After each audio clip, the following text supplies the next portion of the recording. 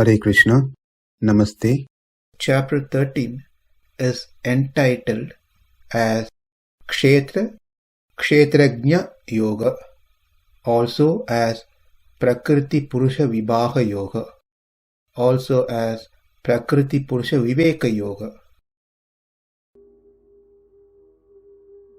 Sloka 3, Part 8. kṣetra-jñaṁ cāpi mām viddhi sarva-kṣetreṣu bhārata kṣetra-kṣetrajñayor jñānaṁ jñānaṁ mataṁ mama. What we have been learning past few days is all about Atma. I am speaking. When I say that I refers to Atma. That Atma, I, is fully made up of jnana, knowledge. Therefore, Atma is a cetana, that which is conscious. Atma is not the body. Atma is not the prana, the vayu. Atma is not external senses. Atma is not the mind. Atma is not the knowledge that it possesses. There are two types of knowledge. One, where Atma itself made of knowledge, and Atma that possesses knowledge. So when we say Atma is not knowledge, we are talking about that which it possesses, not that which it is. We also learned that Atma is eternal, which doesn't have a start and end, meaning it doesn't get created, it was never created, and it will not die, will not get destroyed at any time. We also learned that Atma is anu by size. It's minute. Even though it is minute, located at the region of heart, its knowledge spreads throughout the body.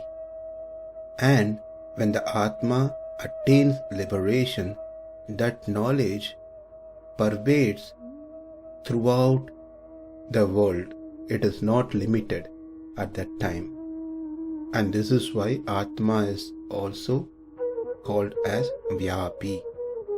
And in the last session, we saw that Atma is not one, Jivatma is not one, there are many.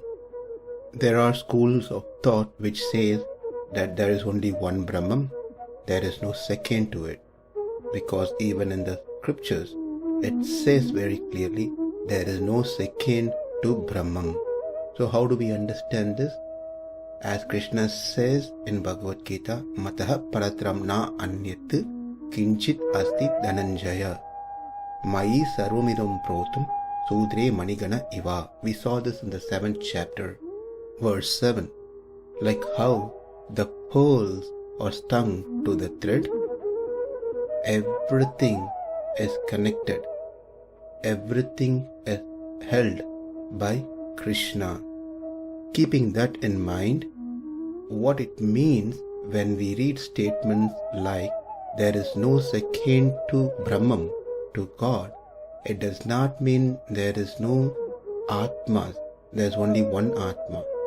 It means that there cannot be anything which can exist independently by itself without Paramatma within them.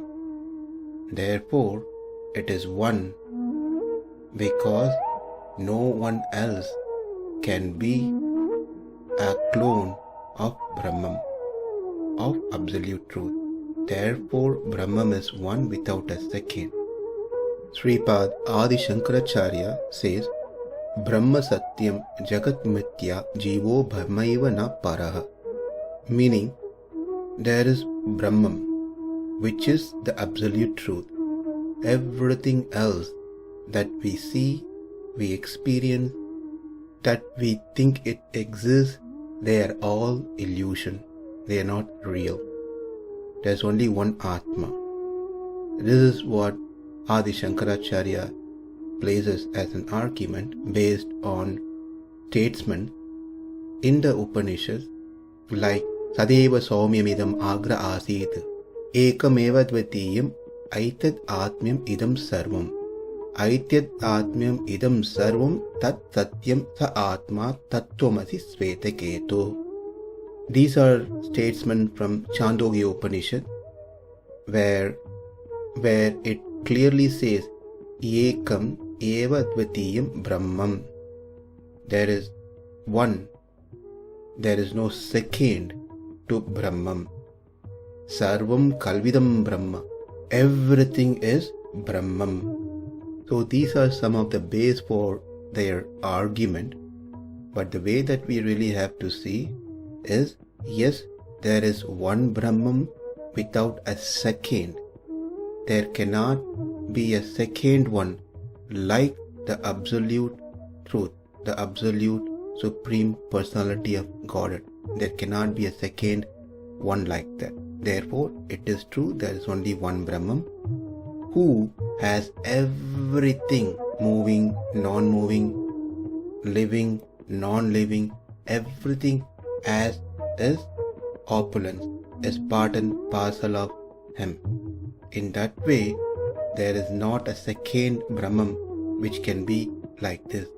Therefore, Brahman is one. Otherwise, the statements like Tad aikshata bahusyam prajayate tat tejo sajatha. The same Chandogya Upanishad, it is said that Brahman says, may I become many, may I grow forth. So therefore these statements are also very clearly say that from Brahman everything gets produced. And in the 10th chapter we have seen several places. Ahamatma gudakesha sarva-bhutashaya stitaha, where Krishna says, I am Atma within each and every living entity. When he says I am Atma, not that he is Jivatma, he is the Paramatma who is situated within the Jivatma. And also in the other place in 10th chapter we saw Natat asti vinayat scion maya bhutam characharam.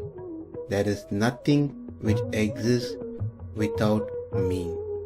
Therefore, it is very clear as per what we have learned through Bhagavad Gita and Vedanta Sutra that Brahman is one, whereas Jivatmas are many.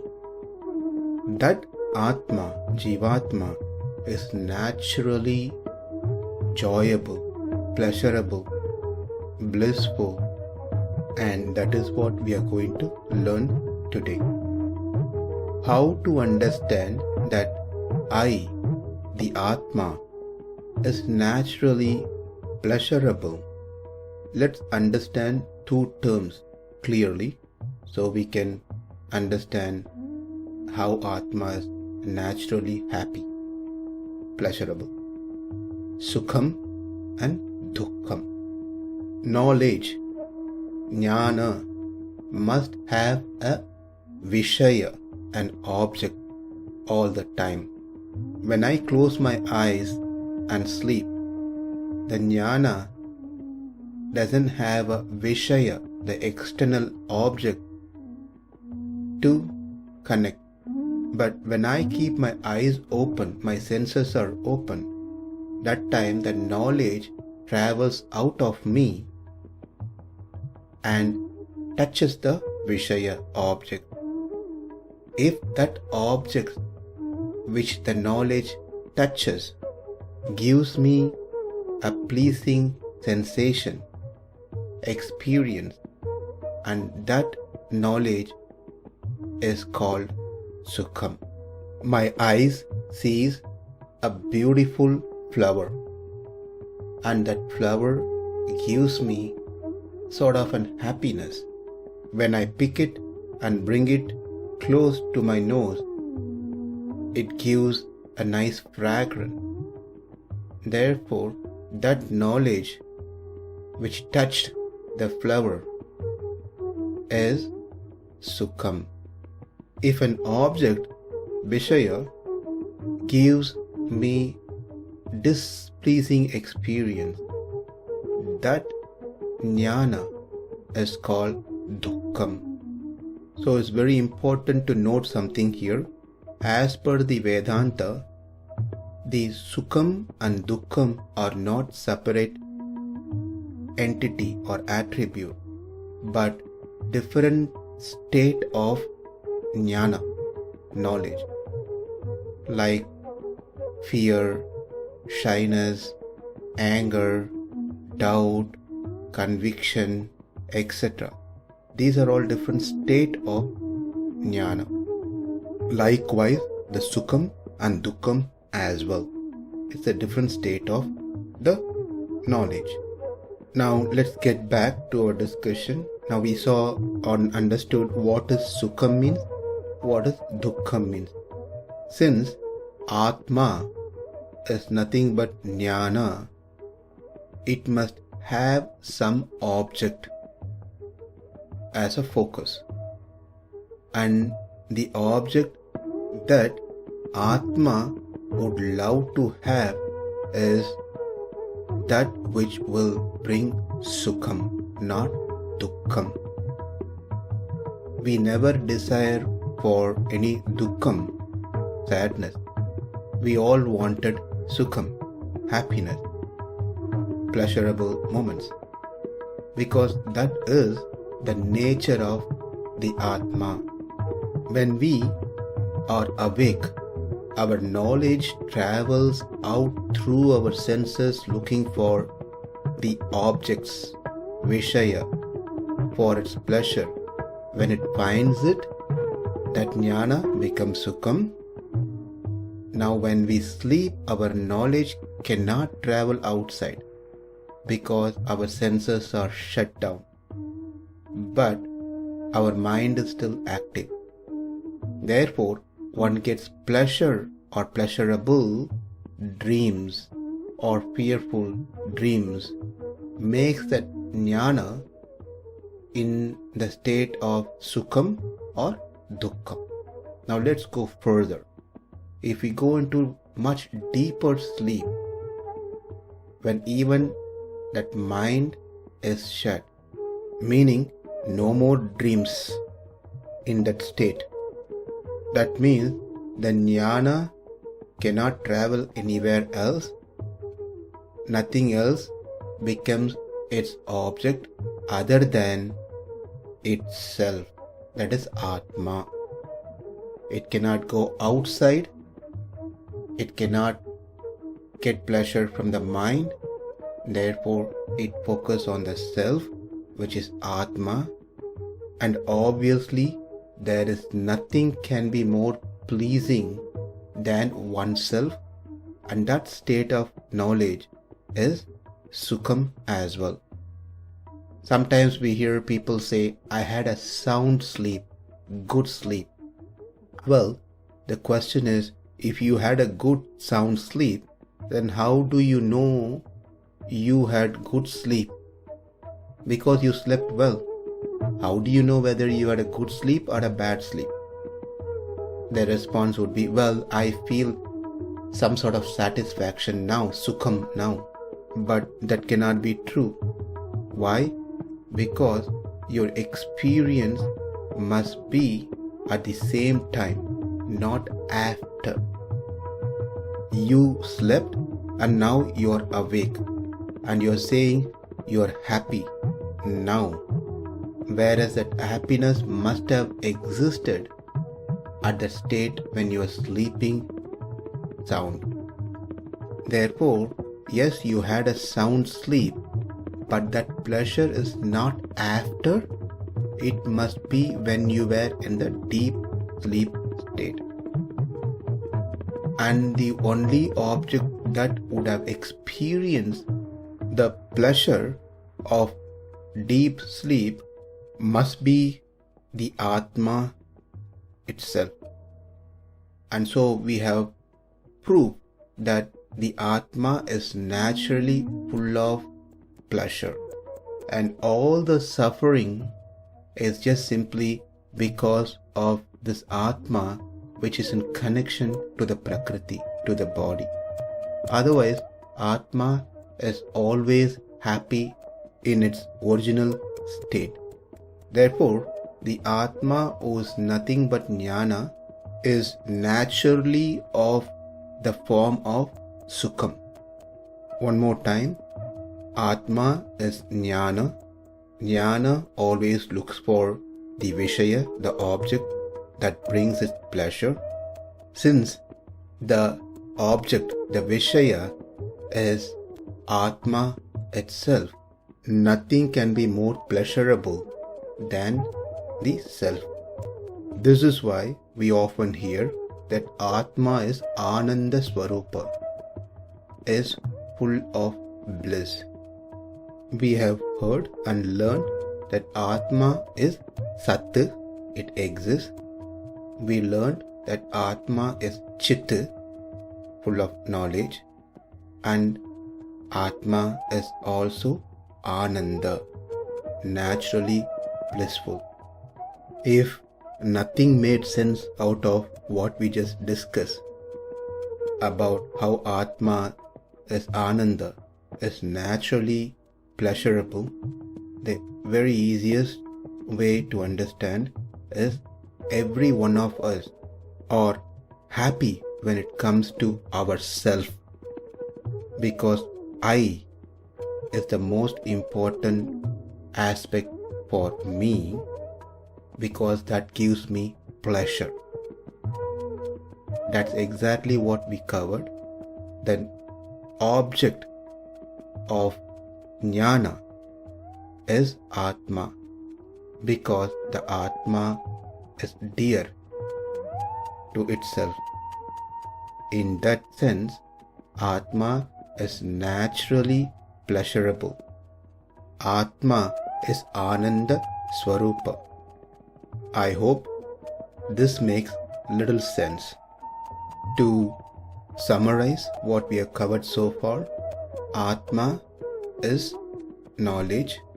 Atma is not body, not prana, not the external senses, not the mind, and not the knowledge it possesses. Atma is eternal. Atma is Anu. Atma is many. Atma is naturally pleasurable. This must cover all the basics that one needs to know about Atma. Unless and until one clearly understands about themselves, that is Atma, we will not be able to appreciate Paramatma. And if we don't understand Paramatma, then there is no any driving force, reason for one to perform bhakti. Therefore, everything starts from within, that we are Atma, we are eternal, we are Anu, we are many in numbers, we are naturally blissful, and we, that Atma, is part and parcel of that Supreme Krishna, Paramatma. In the next sloka, Krishna is giving an introduction of what he is going to elaborate on further. That is, the essential nature and attributes of the body and the Jivatma. These topics were covered earlier, but Krishna will elaborate on this topic further. kṣetra-jñaṁ cāpi mām viddhi sarva-kṣetreṣu bhārata kṣetra-kṣetrajñayor jñānaṁ jñānaṁ mataṁ mama. Namaste. Hare Krishna.